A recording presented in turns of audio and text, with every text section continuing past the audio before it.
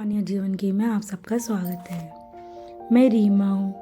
आज भी उस दिन को भूल नहीं सकती जब मेरी चौथी बेटी आई थी। हॉस्पिटल का कमरा छोटा, अंधेरा और ठंडा था।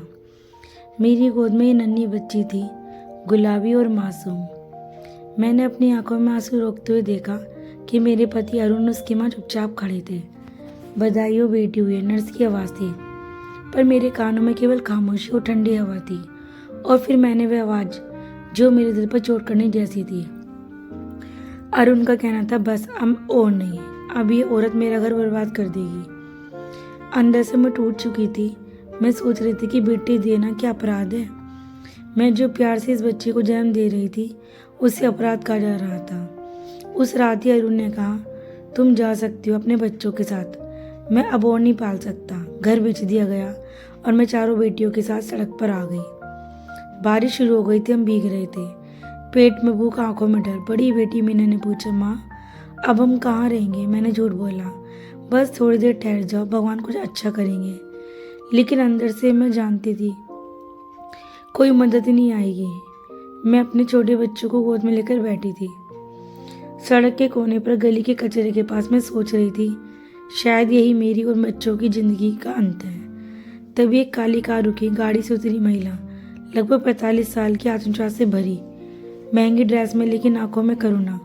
तुम्हारा नाम क्या है? उसने पूछा। रीमा, मैंने चिल्ला कर कहा। ये सब तुम्हारी बेटियां हैं। उसने देखा, मैंने सिर हिलाया। आंसू गिर पड़े। वो कुछ क्षण खामोश रही, फिर बोली, चलो मेरे साथ। मैं वंदना कपूर। मेरे पास खुद का बड़ा बिजनेस है। मुझे एक भरोसेमंद औरत चाहिए जो मेरी जगह संभाल सके। अगर तुम तैयार हो तो लंदन चलो। मैं चौंकी, क्या ये सच है, सपना है? अगले महीने हम लंदन गए। पहले मैं ऑफिस से छोटे संस्कृत की तरह काम करती थी, चाय बनाना, फाइल सजाना, बच्चों को स्कूल भेजना, रात में बेटियों को पढ़ाती और कहती, देखो बेटा, तुम्हारे पापा ने हमें छोड़ दिया, लेकिन अब हम खुद साबित करेंगे। वंदना जी मुझे सिखाती, रीमा, बिजनेस दिमाग से नहीं दिल से चलता है। धीरे धीरे मैं अकाउंट संभालने लगी, प्रोडक्ट्स मैनेज करने लगी।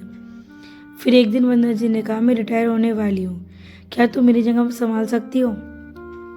मैं कांप गई। मैं तो सिर्फ एक छोड़ी गई औरत हूँ। वंदना जी हंसी, नहीं रीमा, तुम जन्मी हुई लीडर हो। साल बीते, अब मैं आके ग्लोबल एक्सपोर्ट की सीईओ थी। चारों बेटियां पढ़ लिख कर मेरी ताकत बन चुकी थी।